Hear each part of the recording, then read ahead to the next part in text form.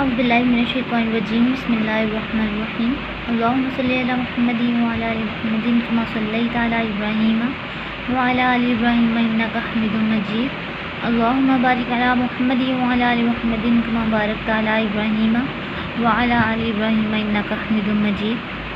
अस्सलाम वालेकुम dear students, how are you? This is your first English learning lecture and I hope you will enjoy this lecture. So let's start.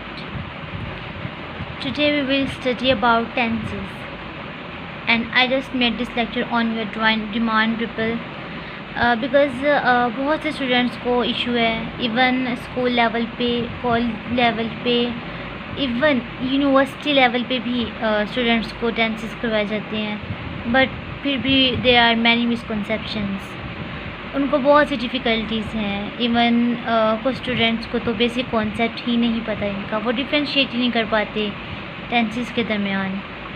So I hope कि आज के बाद आपको tenses में कोई इशू नहीं होगा। I hope best for you people. So let's start now class. Basically there are three tenses: past tense, present tense and future tense. And according to education psychology, we just firstly read the present tense and secondly past tense and at last thirdly future tense. future tense को हमें सबसे and पे पढ़ना चाहिए। Mostly ऐसे होता है कि हमें ये सीक्वेंस ही नहीं पता होता, तो this is the best sequence, so you have to adopt this. So class, first of all, that I have already told you that there are three tenses: present tense, past tense and future tense, and every tense contains four further categories that are indefinite tense, continuous tense, perfect tense and perfect continuous tense. जैसा कि आप देख रहे हैं कि present tense में भी present indefinite tense है, प्रेजेंट कॉन्टीन्यूस टेंस है, प्रेजेंट परफेक्ट टेंस है और प्रेजेंट परफेक्ट कॉन्टीन्यूस टेंस है। Same in the case of past and future tense. तो आज जस्ट हम प्रेजेंट इंडेफिनिट टेंस को डिस्कस करते हैं। In the present tense, first of all there is present indefinite tense. Class present का मतलब क्या है? हाल में जो इस वक्त हो रहा है, ठीक है, अभी हाल जो है वो उसको हम प्रेजेंट कहते हैं। और उर्दू में यही पहचान है ना इसकी, है, इस टाइप का जो प्रेजेंट को इंडिकेट करते हैं ये सभी वर्ड्स। और इंडेफिनिट क्या है, अब इसका मतलब देखते हैं। Actually what is present indefinite tense? This is a repeated action, ठीक है, जो इंडिकेट करता है पास्ट, प्रेजेंट और फ्यूचर को, ठीक है। और habitual actions. What are habitual actions? Class habit तो पता है आपको क्या होती है? आदत जो इंसान की है, मतलब जो इंसान रूटीन में करता रहता है वो उसको हम कहते हैं। वो जो होता है वो भी उसको हम जो इंडिकेट करते हैं वो प्रेजेंट इंडेफिनिट टेंस को ही एक्चुअली वो कर रहा होता है, ठीक हो गया। वो पढ़ती रहती है, ठीक है, तो पढ़ती रहती है, ये जो आदत है ना उसकी, ठीक है, हैबिचुअल एक्शन है ना, तो ये क्या है?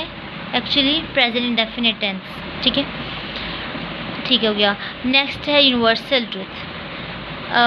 सच बोलो, हमेशा सच बोलो, सूरज मशरिक़ से निकलता है, ये सारा कुछ क्या है? यूनिवर्सल ट्रूथ है, ठीक है। और जो यूनिवर्सल ट्रूथ होते हैं वो हमेशा प्रेजेंट इंडेफिनिट टेंस में ही होते हैं, हमेशा। आप ये बात याद रखें कि जहाँ भी यूनिवर्सल ट्रूथ आ जाए अपनी आंख बंद करके वहाँ पे प्रेजेंट इंडेफिनिट टेंस लगा देना है, ठीक है। Action which is happening at actual present moment, actual present moment में जो चीज़ हो रही है उसको भी इंडिकेट करता है। और प्लान्ड फ्यूचर एक्शंस हो गया, और जो हम ब्रॉडकास्ट स्पोर्टिंग इवेंट्स में होते हैं जो, उनमें भी ये जो है हमारा प्रेजेंट इंडेफिनिट टेंस यूज़ होता है। आई होप यहाँ तक क्लियर है आपको।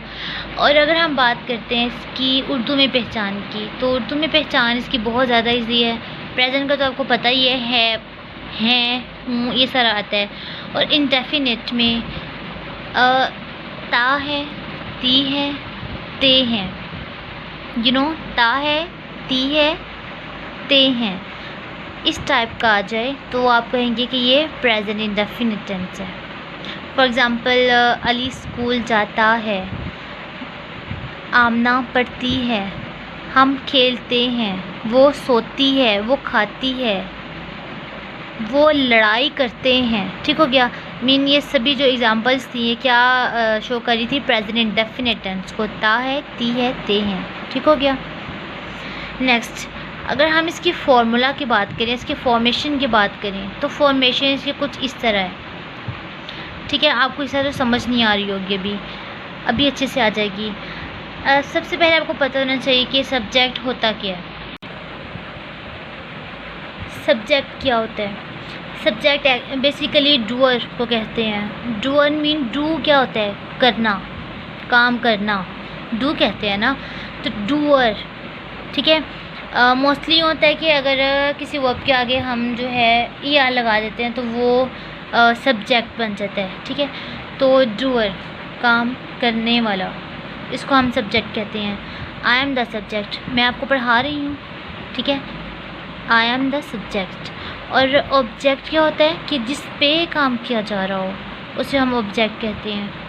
और इसमें हम देखते हैं कि अभी हेल्पिंग वर्ब और वर्ब वगैरह इस सब का सीन अभी हम देखते हैं क्या है इसमें। क्लास एक्चुअली सेंटेंस होते हैं वो 3 तरह के होते हैं। फॉर्मेटिव सेंटेंसेस होते हैं, नेगेटिव सेंटेंसेस होते हैं, इंट्रोगेटिव सेंटेंसेस होते हैं, और मोस्टली ये भी होता है नेगेटिव और इंट्रोगेटिव को मिक्स किया होता है। अफॉर्मेटिव मीन सिंपल सेंटेंसेस जिसमें नहीं वगैरह ना आ रहा हो, जिसमें कोई क्वेश्चन मार्क ना हो, स्ट्रेट फॉरवर्ड बात हो। अली स्कूल जाता है, ठीक है, हो गया, ये एक अफॉर्मेटिव सेंटेंस है। नेगेटिव, अली स्कूल नहीं जाता है, ये क्या है? Negative sentence. क्या अली स्कूल जाता है? ठीक है, ये क्या है? Interrogative sentence. आगे हम इसकी बात करें अगर कि इसमें जो है हमारे पास हेल्पिंग वर्ब कौन सा यूज़ होता है, तो हेल्पिंग वर्ब इसमें डू और डज यूज़ होता है। ठीक है, सिंपल सेंटेंस में मीन अफॉर्मेटिव सेंटेंस में कोई हेल्पिंग वर्ब यूज़ नहीं होता। ठीक है, कोई हेल्पिंग वर्ब नहीं यूज़ होता, उसमें जस्ट हम एस और ई एस से गुजारा कर लेते हैं। ठीक है ना, जैसे एस ई एस मीन जो हमारे पास वर्ब है, वर्ब के साथ हम एस और ई एस लगा देते हैं। कब? जब हमारे पास जो सब्जेक्ट है वो सिंगुलर हो।